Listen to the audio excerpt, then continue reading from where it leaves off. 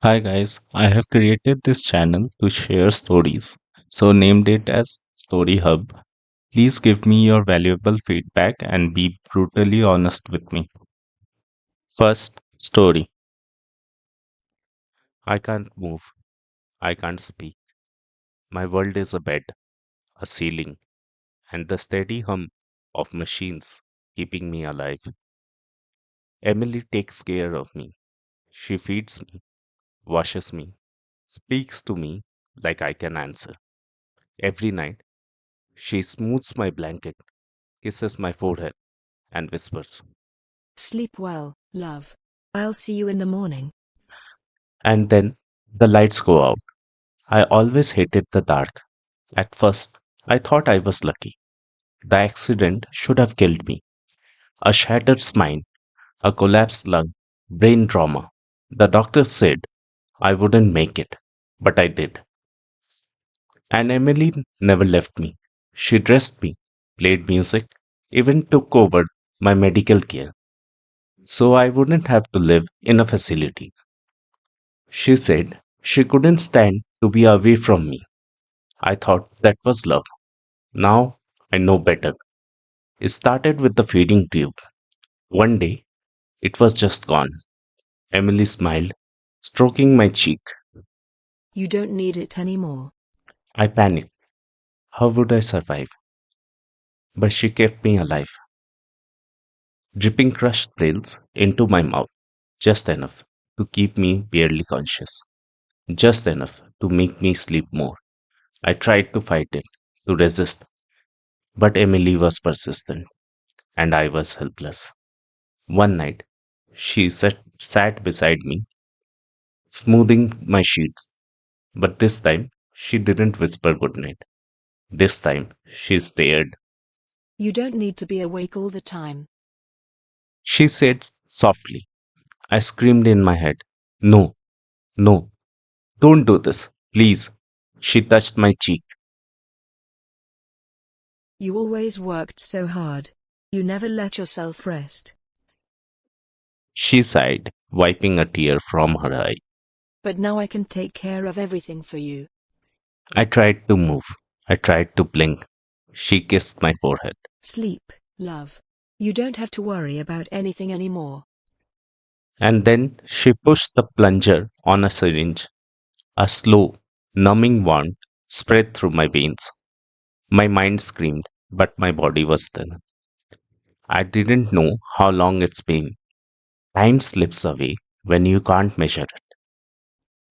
I drift in and out, the sensation of being lifted, cleaned, turned, the sound of Emily humming softly, the flicker of light through my eyelids when she opens the blind. She tucks me in every night, still kisses my forehead, still whispers. Sleep well, love. I'll see you in the morning. But I wake up less and less. The drugs are stronger now. The sleep lasts longer. I can feel my body wasting away. I don't know if she notices or if she is waiting for the day I don't wake up at all. But I know one thing, I will never escape this bed. And one night, she will tuck me in for the last time, and I won't even know it. Second story. My name is Vasilius, but my human co-workers know me as Christian. They think I live off caffeine and late nights.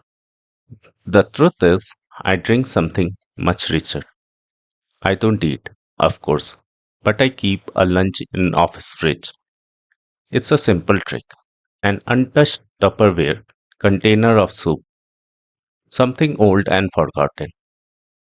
It reassures them, makes me seem normal.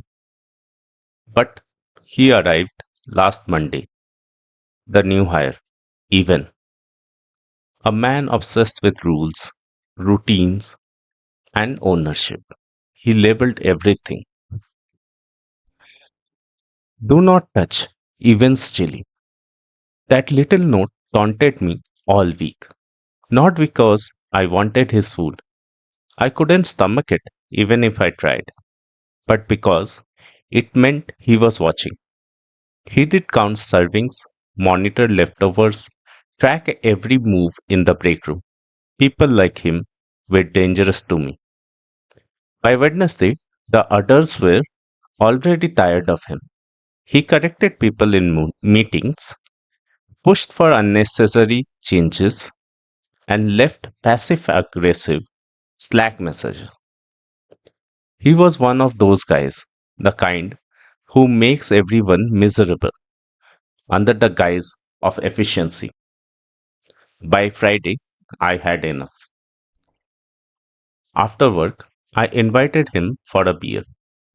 The others cheered when I did. Even needed to loosen up, and I had a reputation of bringing people out of their shell. I meant it in a way. Despite everything, I still liked my human coworkers. Some of them were my friends. And if I could soften even edges, maybe he did stop making their lives miserable.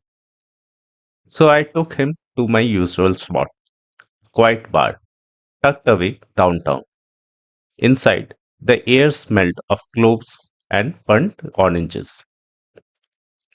The walls were deep burgundy, the lightning low, the patrons well dressed, even hesitated at the entrance. This place is kinda upscale for just a bar, isn't it? I smiled. First round's on me. The bartender nodded at me knowingly and poured two drinks, mine a deep red, thick as wine. Even took a sip of his beer, relaxing for the first time all week. That's when they arrived, three of them, old friends, pale, sharp eyes, hungry. One of them, Marco, slapped me on the back. Didn't expect to see you here, man. Thought you were staying clean. Even looked uh, between us, confused. Clean? I exhaled. It had been a long week, a long few months, really. I had been good, careful, controlled, but even was a problem. One I could remove, one I could make into something useful. I draped my arm over his shoulder. Even you were right about the fridge. People do take what isn't theirs. His beer froze halfway to his lips. What? I leaned in, just close enough that he could see my fangs when I smiled.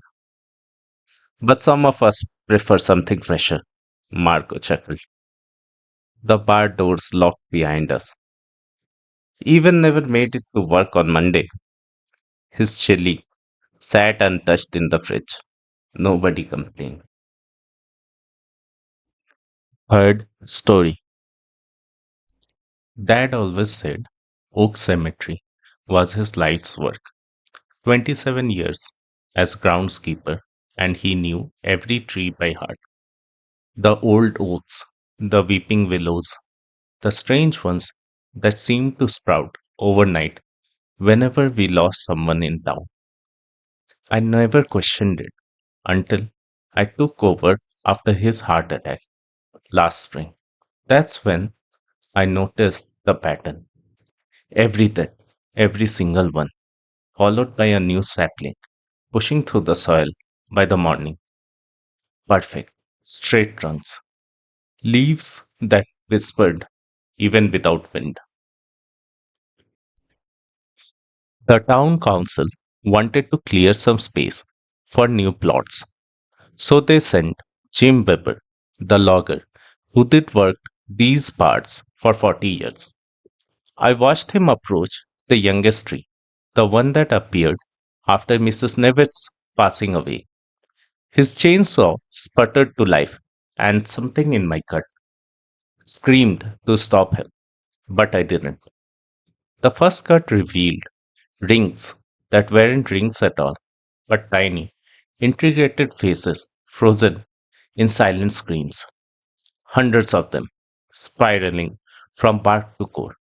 I recognized Thomas Perry from when I was a kid, Lauren Trumbull from high school, and Dad. Each face marked the day someone in town had died, not just when.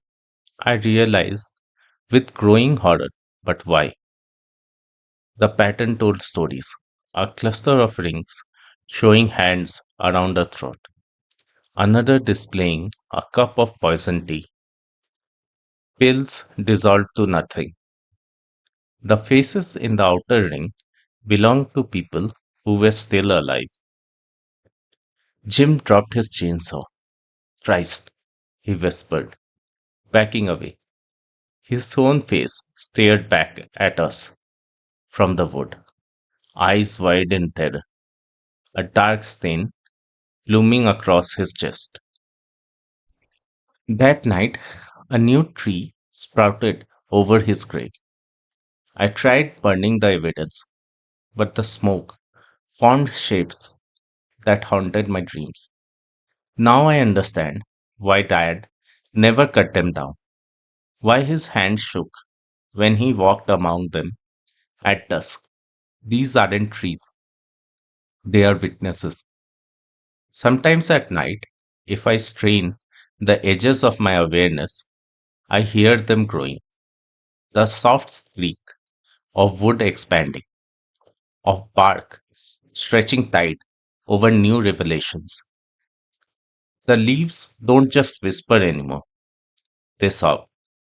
And in the morning, I find new saplings with my neighbors' faces already forming in their tender coats. Yesterday, I noticed something different.